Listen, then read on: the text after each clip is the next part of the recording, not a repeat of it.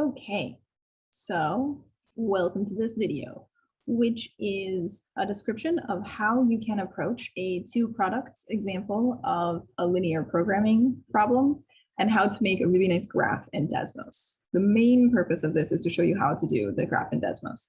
If you're trying instead to solve a linear programming problem, that is what I call a mixture problem.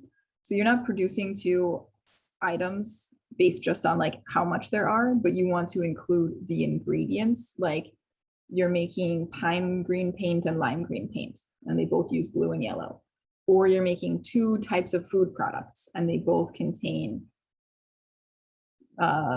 proteins, carbohydrates, and fats. That would be what I call a mixture problem, and that is on a different page of this notebook. So for people who are my actual students, this is our notebook. It's in the notes and explanations section. And the page just above this is the one that shows a worked example of a mixture problem. This is an example of the two products, but primarily this is an example of how to use Desmos to make a nice graph for you. So let's get started. In this example, my store offers two products, Oreos and Sour Patch Kids. Then I have some constraints. There are 4 bullet points, so probably 4 constraints. Then I see that I have certain prices. I can buy Oreos and Sour Patch Kids from a wholesaler at certain prices. And then I have my goal. Because I'm running a business, I want to spend as little money as possible. So I would like to know what's the ideal number of Oreos and Sour Patch Kids that I should buy in order to minimize this cost. This is obviously a ridiculous example, but I just made it up. It doesn't mean anything. It's just to show us in general how to approach this type of question. So the first thing I need to do is to identify my variables. Typically, we will use X and Y. So on the X-axis of my graph normally is X, on the Y-axis is Y. You could, of course, use other letters, but I'm going to keep it simple with X and Y. And I want my X and my Y to be like math notation. So I won't see how I made an X and then I made a capital, which is even more annoying. I don't want it to look like this. I want it to be math mode. So if you are using Google Docs or any Microsoft, you go to Inserts, and then there's Equation. And here you have choices of things, but already I can just type it. So if I type in X, now it's going to be in math mode. Of course, now it's like not typing. There we go. My other products are Sour Patch Kids. So I will do this with math mode. I have Y. And then these are Sour Patch Kids. I've defined my variables. I know which letter represents which thing. Good to go.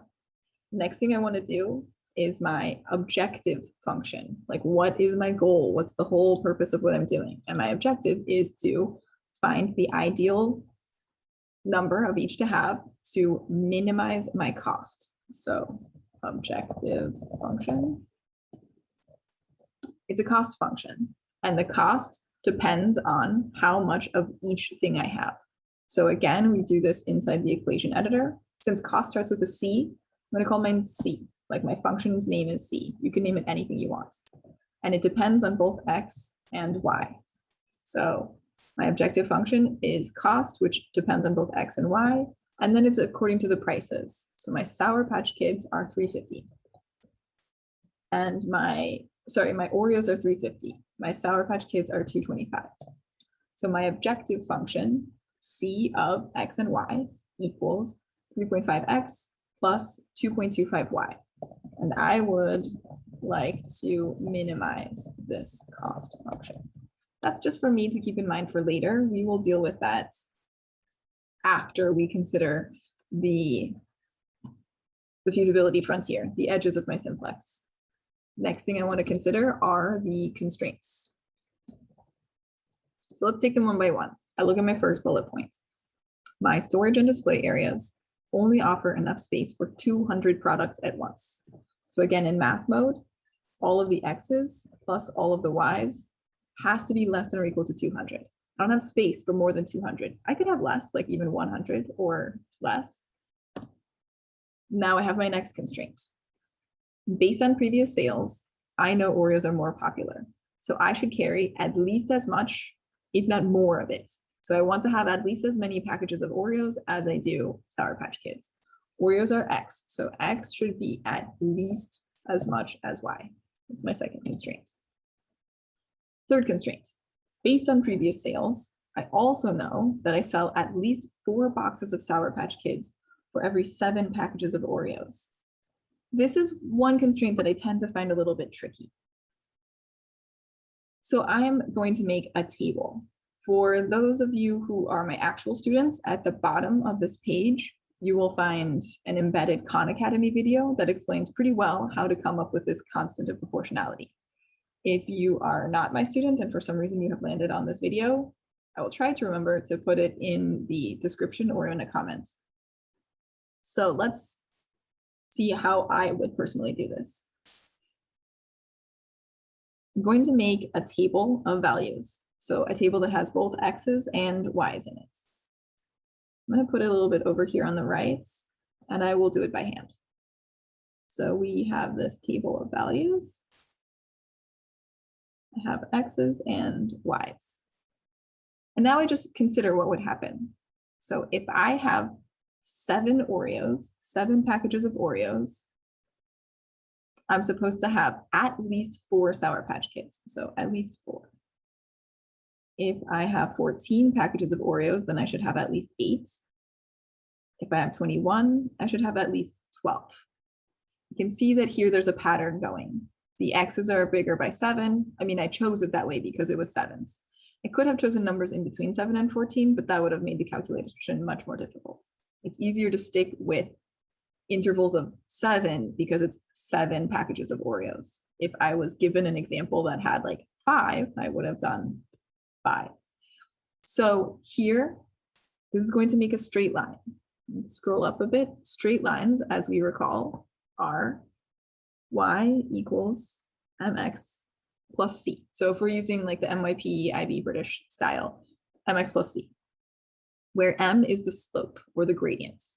And we find this by finding the change of y divided by the change of x. So m is y2 minus y1 over x2 minus x1. And I'm going to go ahead and choose just to call this second guy my second point. So that's my second point. And I will call this first column my first point.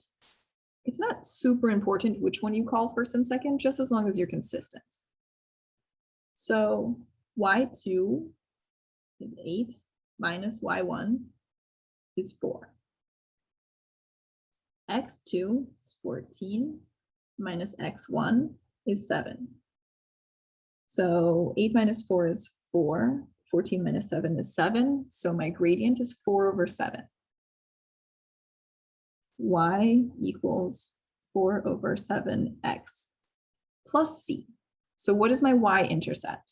Well, what happens if I have 0 boxes of Oreos? Then I should also have 0 boxes of Sour Patch Kids. So my y-intercept is 0. I don't need to add anything to this graph. It will just be y equals 4 over 7x. But in fact, it shouldn't be equals because it says I want at least 4 boxes of Sour Patch Kids for every 7 packages of Oreos. But again, I personally find this a little bit difficult to do without considering the graph. So I'm going to go to the Desmos website, the Desmos graphing calculator, and graph this. So y equals 4 over 7 times x. Let me change my screen to look at this. So we have this guy here. And I try to think about something that's feasible. So I remember that it says for every 7 packages of Oreos, I should have at least 4 boxes of Sour Patch Kids. So if I put a 4, it's right on my line, which I would have expected, but it's at least 4. So I could also have 5. That would be allowed. So I need to set my inequality symbol so that this blue dot is in my feasible region. So that is greater than. I want to change this to be greater than or equal to.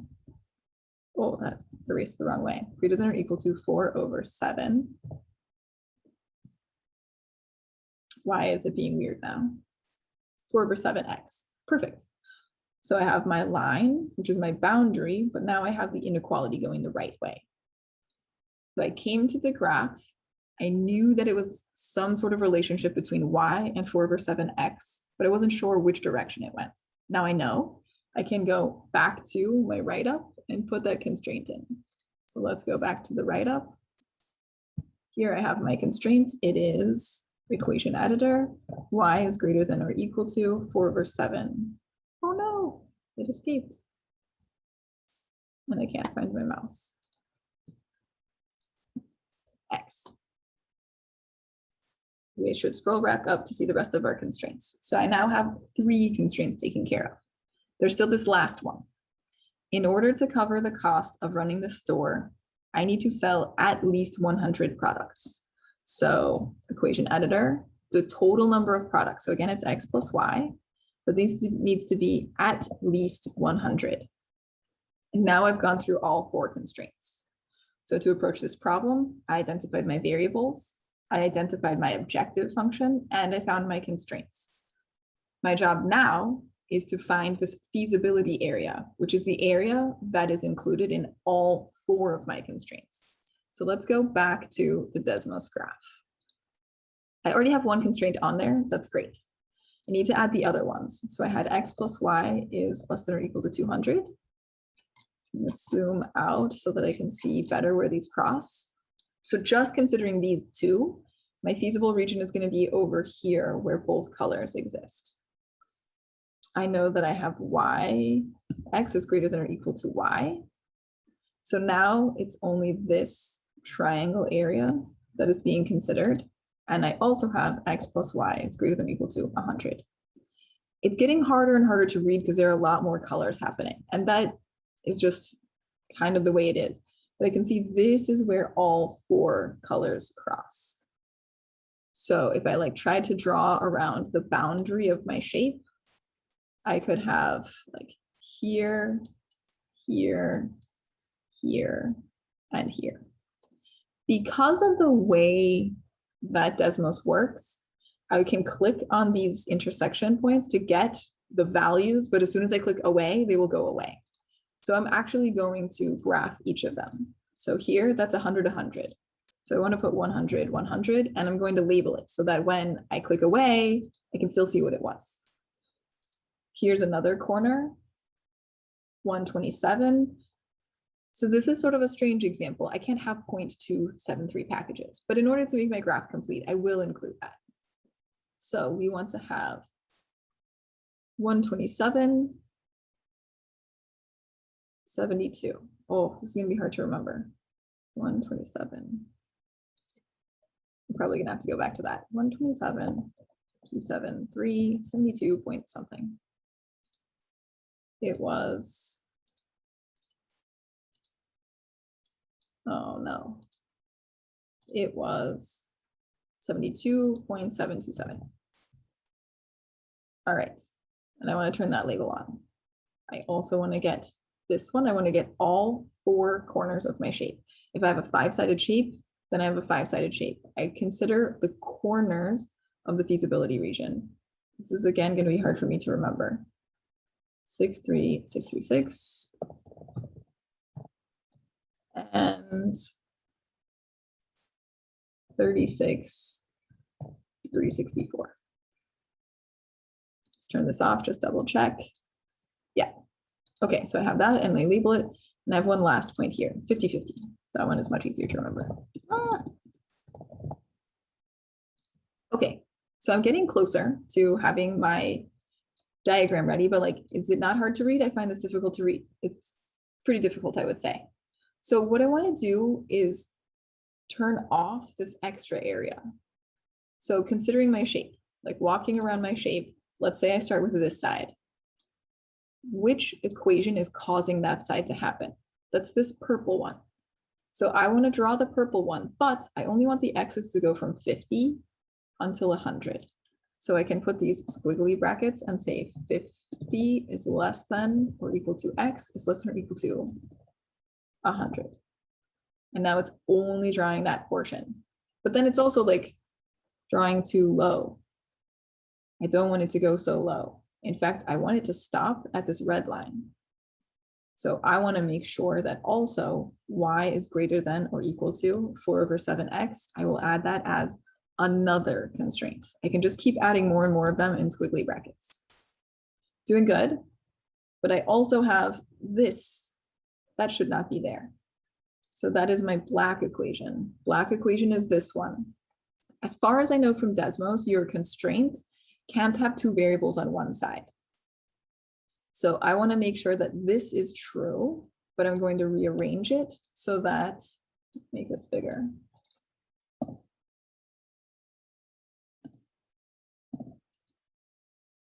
It doesn't do it anymore, so it's fine. I want this also to be considered. So you see I was able to, now this zoom drawing doesn't make any sense. I was able to take my purple region, and in the brackets, I constrained it. So it stopped drawing too low, and it stopped drawing too low over here, and it stopped drawing too far to the right, which is great.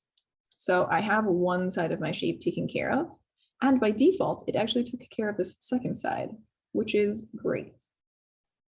But now let's consider going around my shape, this one. That is identified by this green.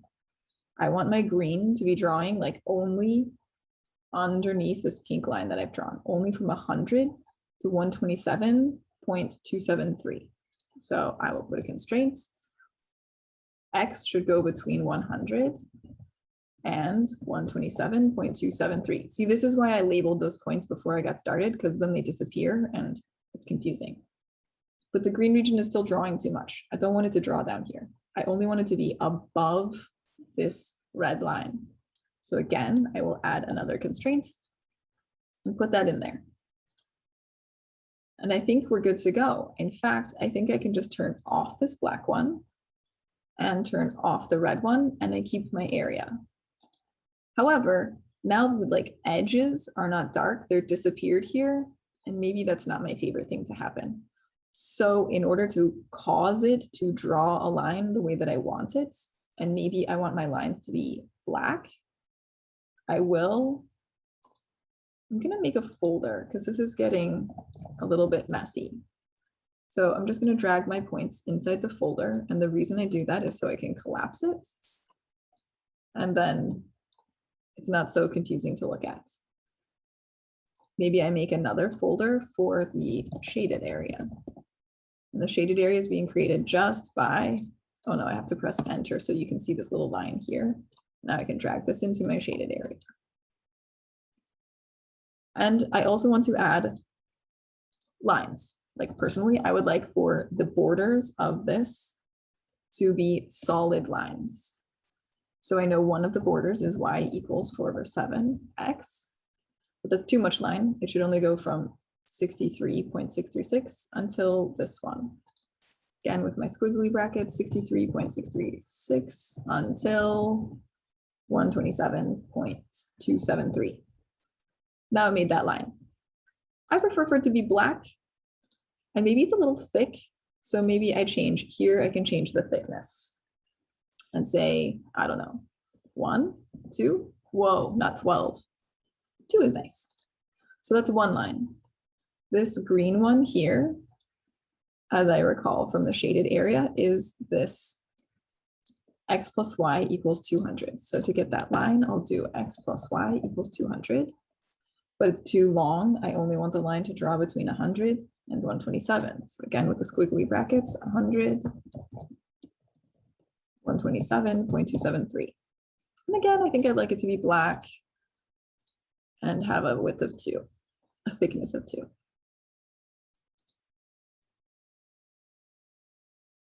All right. Now I want this one. That was my purple shaded area. So that's this x equals y equation. Equals y. It's already black, so that's good. I'm going to change it to 2. Oh, but it's too long. It should only go from 50 to 100. So again, 50. And lastly, I need this little side. If I look at this comes from x plus y equals 100. it should only go from 50 to 63.636. So 50, 36.36, no, 63.636. There we go. And we can make it black and say it's 2. Great. The shaded area, I probably want it to be just one color. They don't need to know it's 2 different things. And I like blue, so I'm gonna make them both blue. But the lines, these blue lines are ruining my black lines that I made before. So I'm just gonna make them really thin, like 0.1 and 0.1. I think also I could just make them see-through with this like 0. And this fill is by here. If I want it to be more opaque, like a darker one, maybe I do 0.6. I like that. Anything between 0 and 1. 1 is going to be completely opaque. My shaded area is nice. My lines are nice. My points are maybe not my favorites. Maybe I want to make also all the points be black. Here you have a lot of choices with your labels. You can angle them. Right now it's in radians. You might find that a little confusing. Perhaps you would want to go to degrees. So if I wanted to draw this on an angle, I could choose here like 30 degrees, and now it's like slanted. I do not actually want that. I want to keep it how it is. Here, as you put numbers, it'll get bigger, but you don't want to go too big. Like 1.2 is already bigger. But I like it at 1. I'm going to keep it that way. I think I won't turn on drag, because drag means you can move the point away from where it is, but like it needs to be exactly there. That's the whole point of this label, that it's right on the corner. So I will leave it that way, which means I just need to make these black. And this is about where the label is. Do you want it on the left of the point? Do you want it below the point? Do you want it just to pick the best area? Right now I have it choosing by itself. But this one's like not really great. So actually, let's go ahead and change that. We can make this be on the right.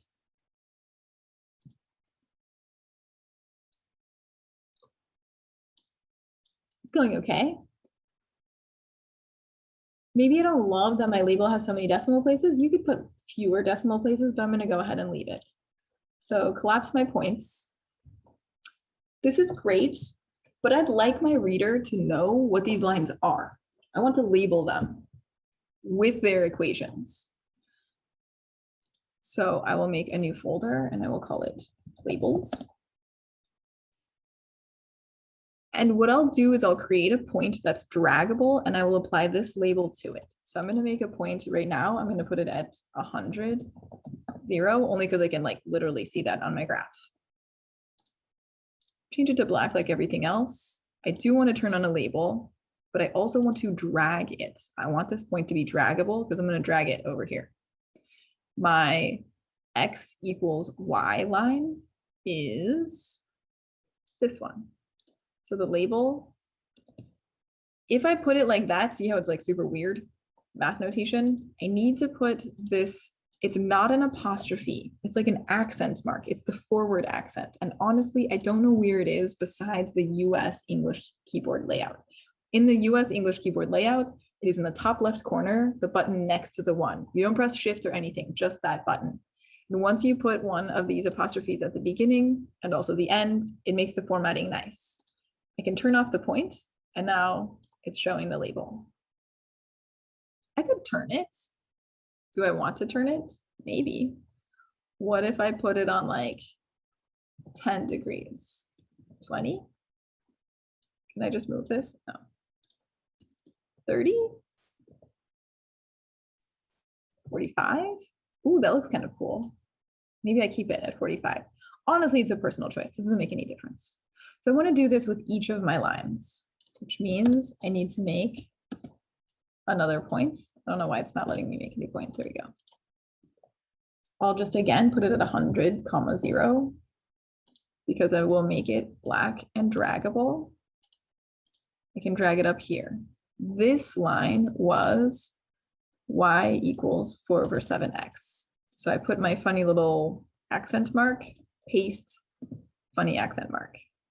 Oh, I meant to paste this was y equals x before, and now you're all going to be so confused because you realized I was doing it wrong, but I kept talking about it as if I was not doing it wrong.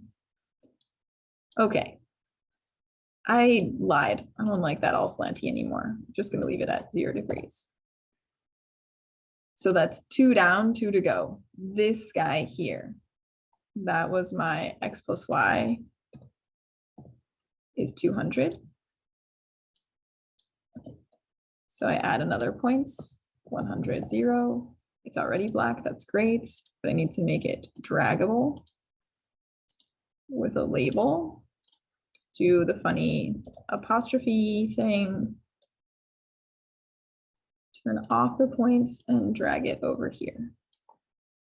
This 100, I think I want it above. I want to force it to be up there. So I'll force this label to be above. I'm going to force this label to be on the left. I'm going to force this label to be below, and I already forced the other one to be on the right. So I have one last equation that's missing, which is x plus y equals 100. So I've just put a point randomly anywhere on my graph. Doesn't matter where I put it because I'm going to drag it somewhere else. It serves only as a label. All right, I have my feasible region. I've labeled my lines. I've labeled my points. But what's really missing is I haven't labeled my axes.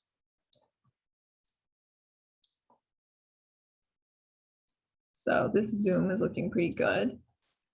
What is on the y-axis? What have I called y? Y was my Sour Patch Kids. So I want to put a label on it. Sour Patch. And because this is a title, maybe I leave it a different color, but I definitely want to make it bigger, like maybe 2. Yeah. And I want it to be 90 degrees because it's on the y-axis. Again, I'm going to make it draggable so I can put it wherever I want. Finished editing, I turn off the point and then I drag it over here. I know we can't see the whole thing. When I take the screenshot, I'm going to collapse this. So it'll be fine. So that is my y, but what was on the x? It's my Oreos. So again, another label, 0, 0, char Oreos. Should probably make it match. I'll go ahead and stick with blue. It was twice the size. This one doesn't need to be rotated, but I do need it to be draggable. Turn off the point, drag it over here. It's your choice whether you want to leave the grid on. I'm not a huge fan of the grid. So I'm going to go ahead and turn off the grid. That makes this look a little bit funny. If I zoom, does it fix it? Well, isn't that annoying? Oh well, I won't bother to fix it now. So this is a little close. We got this one here. I'd like to have a chart title. Like your chart should really always have a title. So let's make another label. What is it I'm trying to do? I'm trying to minimize cost of inventory under constraints. Sure, that's sort of wordy, but it'll work out okay. I'd like this to be even bigger because it's really the title of my whole thing. That's a little bit too big, don't you think? Also, it needs to fit on my graph. Maybe go with 2.2. Let's see if that works. So I should make this draggable. Turn off this, move this here. Just fixing my zoom so that I can take a screenshot. So this was a lot of work making a pretty graph, but I should have that. As I'm writing my report, I identified my variables, I made my objective function, I made my constraints, and now I have to find my feasible region. Sometimes Desmos does this thing where as you zoom, it like doesn't color in parts, and that's super weird, and I don't know why it does it. So be careful as you're zooming out. See if it loses part of your triangle. If I slide this over, is it going to get lost? Ah, phew. So I'm going to take this screenshot and add it to my report. I want to make sure to get all of my titles however I want them. Going back to my write-up, I put that here. So I need to have my graph. Let's go ahead and do this as a heading 1. I need to show my graph. It's this. This means that, let me move all this working out a little bit to the right. It's on top of where we want to be. So the solutions I want to consider are the corners of this shape. So I have 50, 50, 100, 100, 127, 72, 63. So I need to test them out. So check, whoa, why is it over there? Be here. Heading 1. Check possible solutions.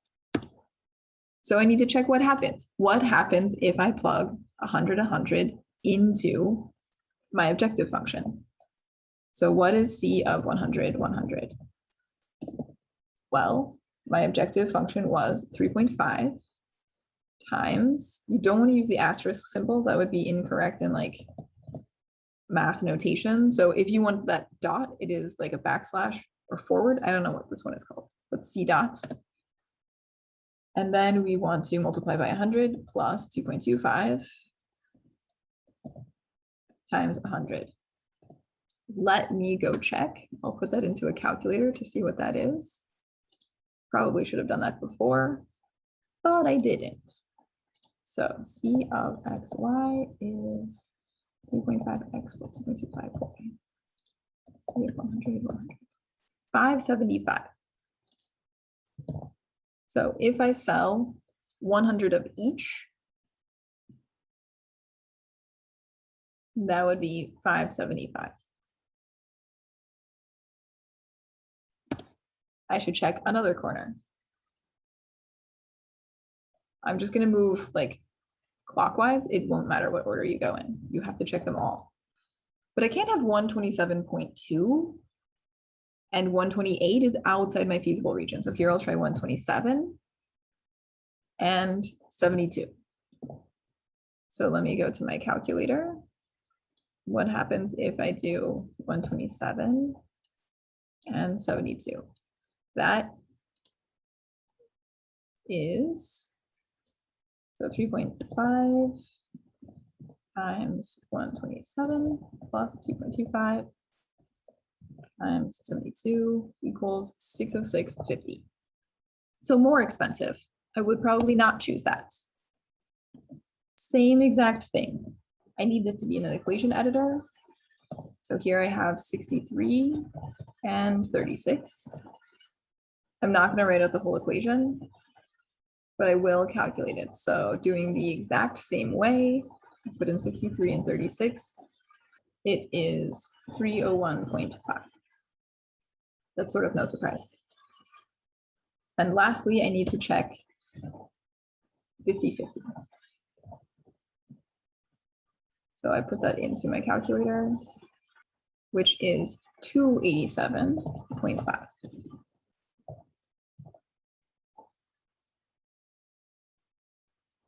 Okay, so these are the possibilities. I'm optimizing when I'm at one of these corners of my simplex, and I check them all out to find which one does actually have least cost.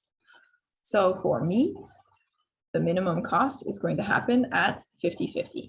So I should choose to have 50 packages of Oreos, boxes of Oreos, whichever was the packaging style I had, and 50 Sour Patch Kids. That combination will minimize my cost while still meeting all of my constraints. So I hope that this helps. For those who are my students, this is inside our OneNote. Here is a description. Here's what you should write up and how to make the graph. I will also put in this video and the Khan Academy video. Of course, this is not enough for a report. This is not a report. This is just a working out and getting one graph that would be okay for a report. If I were handing this as an assignment, I would need to add way more full descriptions. Why did I do what I did? What decisions did I consider? What else could I consider? What was missing? What assumptions are being made? So I would need to do a lot more describing my work and demonstrating to the teacher that I do know what I'm doing and I know why I'm doing it. So I hope that helps. And that's everything we've got for today.